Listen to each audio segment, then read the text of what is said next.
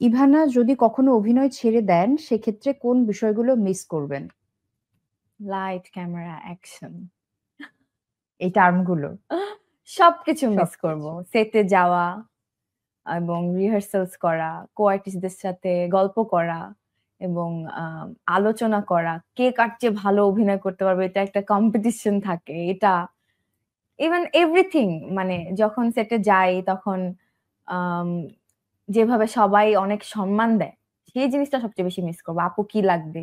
আপু কি খাবেন? একটু পর, পর মানে পোক একদম করা। প্রোডাকশন বয় থেকে শুরু করে সবকিছু, সবাইকে সবকিছু। সবকিছু। হ্যাঁ, বিকজ আমি তো ছোটবেলা থেকে এটাই করছি। অ্যান্ড হ্যাঁ। আমি যখন থেকে আমার বুদ্ধি হয়েছে তখন থেকে আমি ডান্স করি।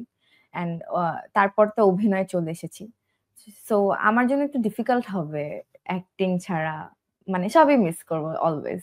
ওকে, মানে সেই সময়টা না আসুক, আমরা এটাই চাই। আচ্ছা, লাস্ট ওয়ান। কাজল আরিফিন অমির সব কাজেই ইভানা থাকে কেন? অন্য আর্টিস্টরা জেলাস ফিল করে না? কোথায় আমি সব কাজে? আমি তো অসময়েও করিনি। এবার একটা ভ্যালেন্টাইনের কাজ বেরোচ্ছে, হাউস সুইট। এটা দেখে তো আমি নিজেই জেলাস হয়ে গেছি। এত সুন্দর প্রোডাকশন। এটাতেও তো আমি নেই। তো সব কাজে আমি ঠিক না। ভাইয়া সেসব কাজেই আমাকে নিয়েছে যেগুলোতে আমাকে কেপেবল মনে করেছে।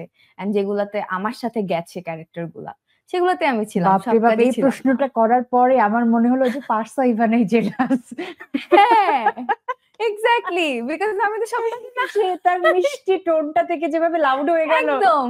তো এটা কখনো কাজল আরিফিন অমিকে বলা হয়েছে যে ভাইয়া আমাকে এই প্রজেক্টটাতে কেন রাখলেন না, না, এভাবে কি? আমি কখনো আমার ডিরেক্টরদেরকে বলি না কেন আমি যেতে নেই, বিকজ ওনারা অনেক বেশি বুদ্ধিমান, ওনারা জানে ওনারা কি করছে। হুম। তো ওনারা তো ওভাবেই কাস্ট করবে, তাই না? আমি কিভাবে এটা বলি?